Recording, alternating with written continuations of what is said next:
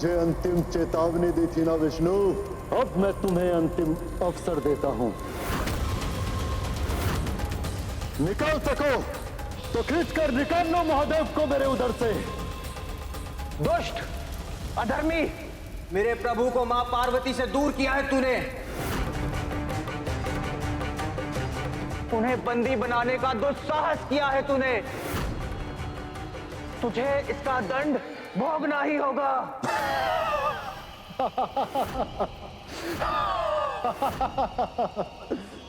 स्वयं महादेव का वरदान प्राप्त है मुझे।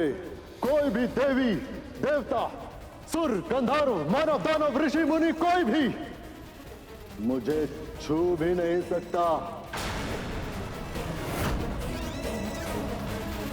तो तू मेरा क्या अहित कर पाएगा पशु?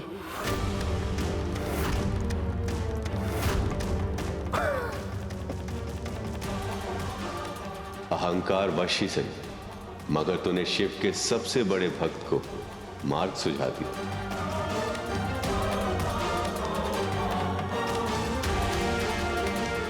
भगवान का वरदान भी आज इस भक्त के क्रोध से तेरी रक्षा नहीं कर पाएगा गजासुर।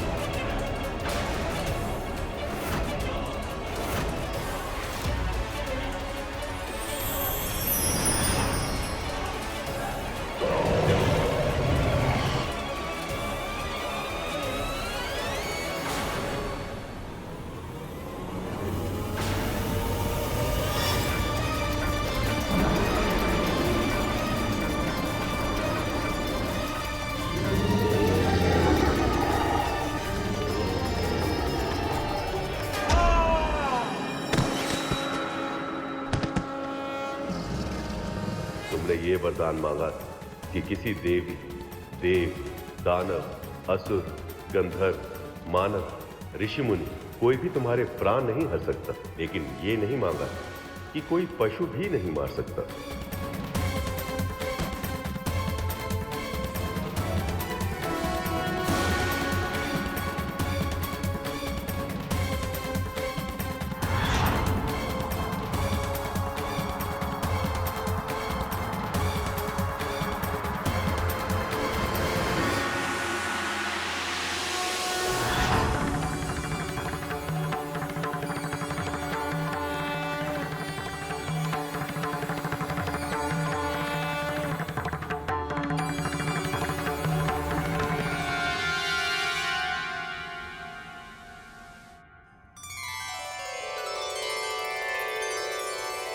प्रभु,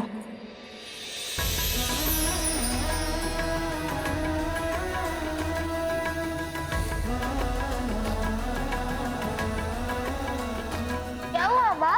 आप इतने प्रसन्न, वो भी इतना अधिक, और उसके कारण सब और प्रकाश मिल गया। माँ क्या हुआ? मेरी प्रसन्नता इस प्रकाश के कारण नहीं है पुत्र। ये प्रकाश मेरी प्रसन्नता का कारण है, क्योंकि इस प्रकाश से तेरे पिता का अस्तित्व जुड़ा है। मेरे पिता से? हाँ पुत्र, और अब ये संकेत है कि वो वापस आ रहे हैं। मैं अपने पिता से मिलूंगा। वो कैसे दिखते हैं? वो कौन है? उनका नाम क्या है? पुत्र, मैं तुझे सब कुछ विस्तार में बताऊंगी, परंतु अभी मुझे स्नान के बाद अपनी पूजा समाप्त करनी है। तब तक मैं क्या करूँ माँ? कुछ ऐसा दीजिए ना कि मैं आपकी सेवा कर सकूं। आ मेरे साथ।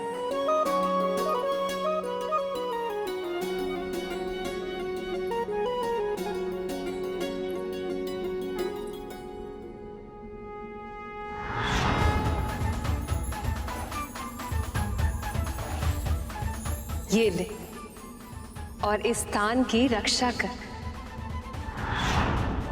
परंतु याद रहे, जब तक मैं बाहर वापस ना आ जाऊं, मेरे स्नान ध्यान में कोई भी व्यवधान ना पहुंच पाए। पर माँ, मैं इस दंड से किसी को कैसे रोक पाऊंगा? पुत्र, ये कोई साधारण दंड नहीं, मेरी शक्ति से संचालित है। इसीलिए ये विश्वास कर कि इस दंडे के रूप में तेरी माँ ही तेरे साथ है। इसीलिए जब तक ये दंडा तेरे हाथों में है तो किसी का भी सामना कर सकता है। तो फिर आप निश्चित होकर जाइए माँ। जब तक आपकी आज्ञा नहीं होगी कोई भी भीतर प्रवेश नहीं कर पाएगा।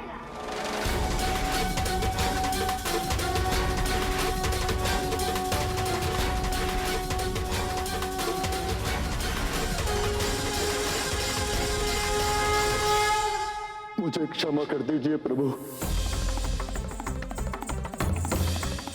माता से दूर करके मैंने बहुत बड़ा पाप किया है। अपने भगवान को कष्ट पहुंचाया मैंने। तुम्हारी इच्छा अनुचित थी गजासुर, और इसीलिए अपनी महत्वाकांक्षा को पूरा करने के लिए तुमने जो मार्ग चुना वही तुम्हारे पतन का कारण सिद्ध हुआ। परंतु जो भी हो, तुम हो तो मेरे भक्त ही, इसलिए मैं तुम्हें क्षमा करता हूं गजासुर। और यही नहीं, तुम अमर होना चाहते थे, अब मैं तुम्हारी ये इच्छा भी पूरी करूंगा। तुम्हारे चर्म को वस्त्र की तरह धारण करूंगा मैं, ताकि अनंत काल तक ये संसार तुम्हें सदैव स्मरण रखे। आप दया निधान है प्रभु। आपकी सदा ही जय हो।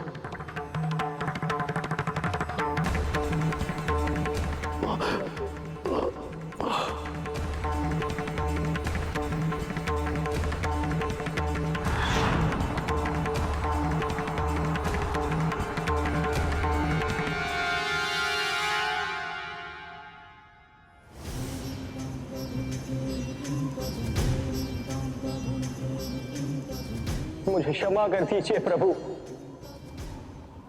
बहुत बड़ी भूल की है मैंने। क्रोध में आकर गजासुर पर आक्रमण कर दिया।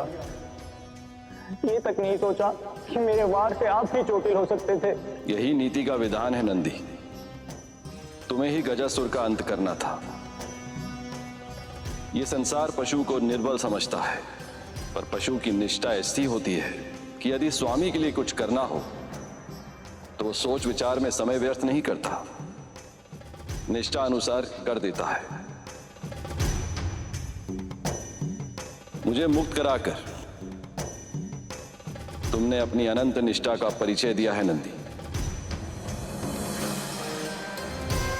वैसे तो मैं भक्त और भगवान के बीच में व्यवधान नहीं बनना चाहता, किंतु इस समय आपको मेरे साथ चलना होगा, क्योंकि मैंने देवी पार्वती को यह वचन दिया कि उनकी पूजा समाप्त होने से पहले मैं आपको वापस ले आऊंगा। धन्यवाद सखा। मैं आ रहा हूं पार्वती, मैं तुम्हारे पास वापस लौट के आ रहा हूं।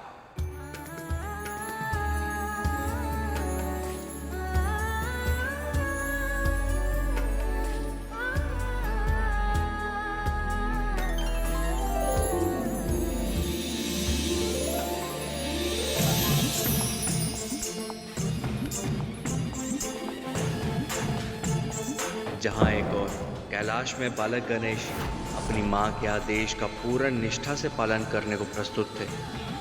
चाहे कुछ भी हो जाए, मेरे रहते अंदर कोई भी प्रवेश नहीं कर सकता। वहीं दूसरी ओर महादेव भी अपनी अर्धांगिनी, अपनी प्रिय देवी पार्वती से एक बड़े विधा के पश्चात मिलन हेतु कैलाश में प्रवेश कर चुके थे। नंदी, प्रभु इतने तीव्र गति से चल रहे हैं, बहुत प्रयास करने पर भी हम उनके पग से पग नहीं मिला पा रहे। इस समय प्रभु के मन में माँ से मिलने की इतनी तीव्र इच्छा है कि उनके पाँव की गति आंधियों के वेग से भी अधिक हो गई है। ऐसे में हमारा पीछे छूटना तो स्वाभाविक है श्रृंगी।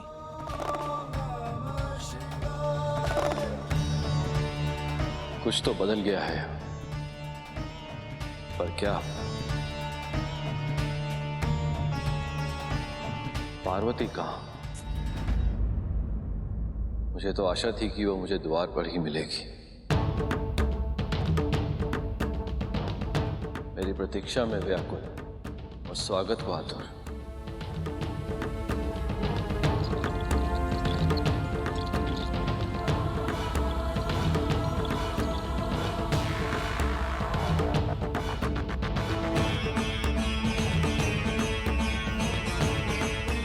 कौन है जो यहाँ चले आ गए हैं?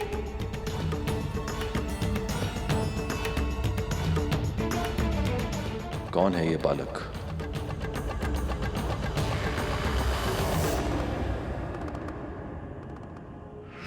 परंतु याद रहे, जब तक मैं बाहर वापस ना आ जाऊं, मेरे स्नान ध्यान में कोई भी व्यवधान ना पहुंच पाए।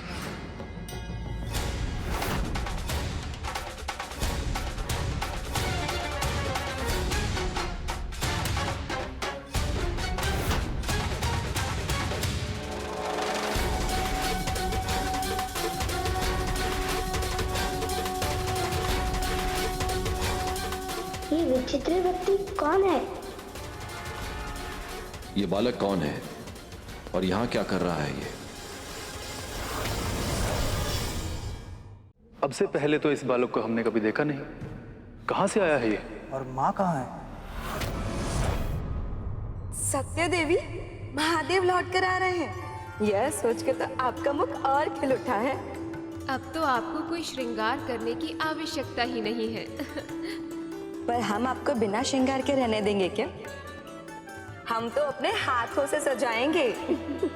आज आपके पुत्र का जन्म हुआ है, इसलिए आज का ये दिन आपके लिए और महादेव के लिए बहुत ही विशेष है। और इसीलिए आज का ये दिन हम एक उत्सव की तरह मनाने में कोई कमी नहीं रहने देंगे। महादेव जब पहली बार अपने पुत्र को देखेंगे तो कितने प्रसन्न होंगे वो।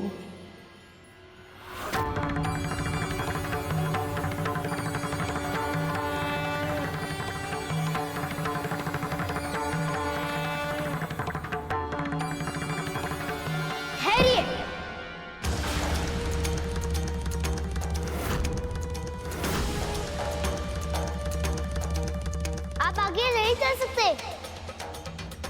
बाकी आगे है कि जब तक वो स्वयं बाहर ना आ जाए तब तक किसी को भीतर जाने की अनुमति ना दूं।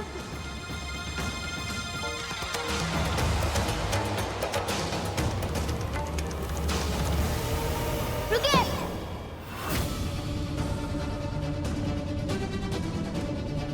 भीतर प्रवेश करना वर्जित है। अपना परिचय तक तो दिया नहीं और आगे बढ़े चल जा रहे हो कौन तुम? महादेव से इतना कटाक्ष प्रश्न, कौन है ये दुस्साहसी बालक? ये बालक प्रभु से इतनी उद्दंडता से कैसे बात कर रहा है?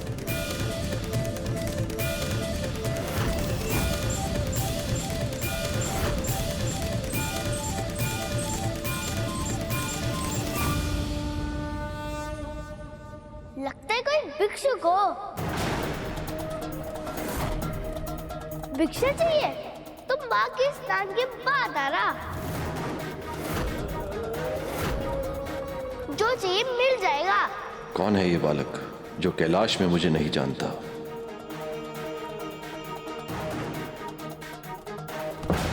सुना नहीं? तुम्हें आगे बढ़ने की आज्ञा नहीं है।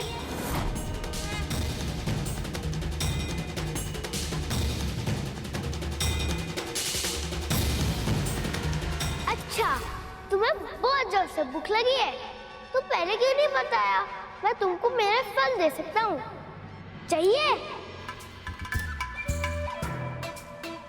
तुम कौन हो बालक? मैं तुम्हें भीतर जाने से रोक रहा हूँ, फिर भी समझ में नहीं आया? यहाँ का स्वामी हूँ मैं।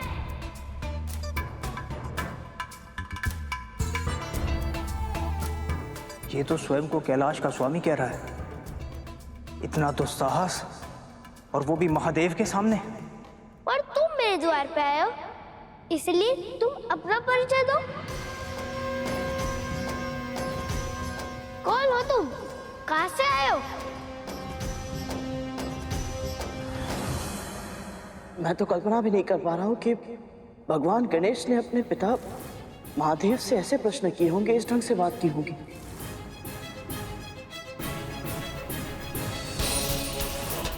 मैंने तो उन्हें केवल अपने माता पिता से ही नहीं, बल्कि सभी देवी देवताओं से बड़े ही विनम्र और सम्मान के साथ बात करते हुए देखा है। स्वयं परब्रह्म स्वरूप है वो, फिर भी उन्हें इस बात का तनिक भी अभिमान नहीं।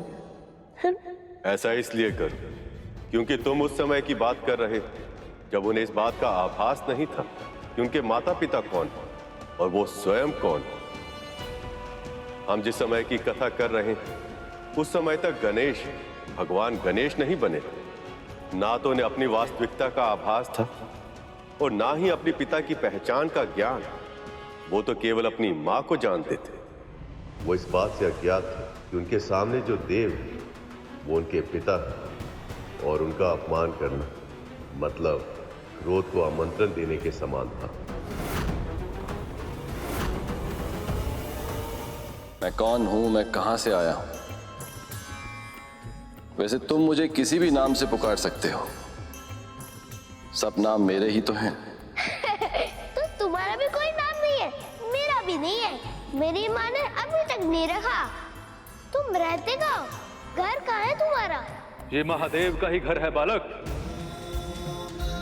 मैं सर्वव्यापी हूं, सृष्टि के कण कण, फिर चाहे वन हो या नगर, फिर चाहे गांव पर्वत हो या शमशान, सभी स्थान मेरे ही घर हैं। ये समझ लो कि ये संसार मेरे घर की धरती है और ये आकाश मेरे घर की छत। वैसे ये कैलाश भी मेरा ही घर है। अब तक तो मैं तुम्हें भिक्षुक समझ रहा था और तुम तो बहरूपी निकले। ए बालक, प्रभु तुम्हें बालक समझ के मुस्कुरा रहे हैं। जिन्होंने संसार को सब कुछ दिया, इस सृष्टि के कल्याण के लिए अपना सब कुछ त्याग दिया, उन्हें कभी भिक्षुक कहते हो तो कभी बहरूपिया। अरे लज्जा आनी चाहिए तुम्हें। तुम कह रहे हो इसलिए मैं मान लूं। ये सब कुछ संसार को देते हैं जिनके पास ना तो ढंग के वस्त्र है और ना तो कोई रहने का स्थान।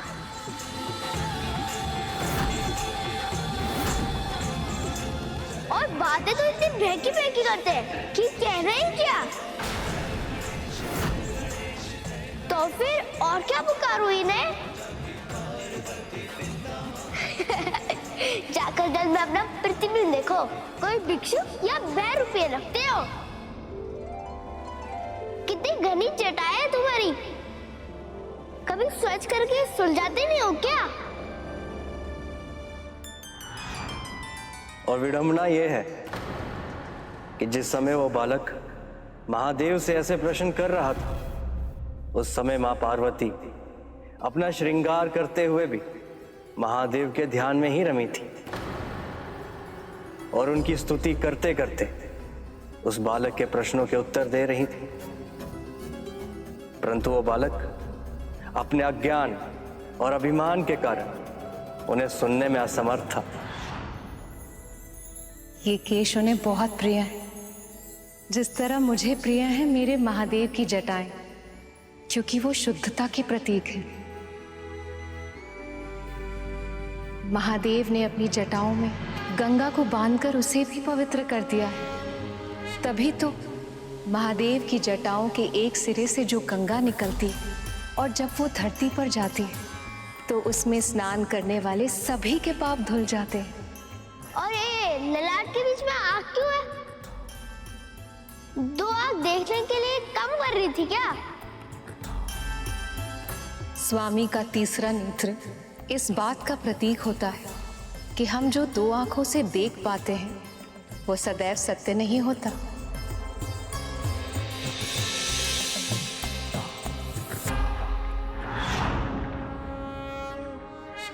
सत्य का ज्ञान केवल अंतरात्मा की आंखों से हो सकता है। मुझे मूर्ख समझते हो क्या? जिसे सत्य का ज्ञान होगा वो क्या गले में सर्प लेके घूमेगा?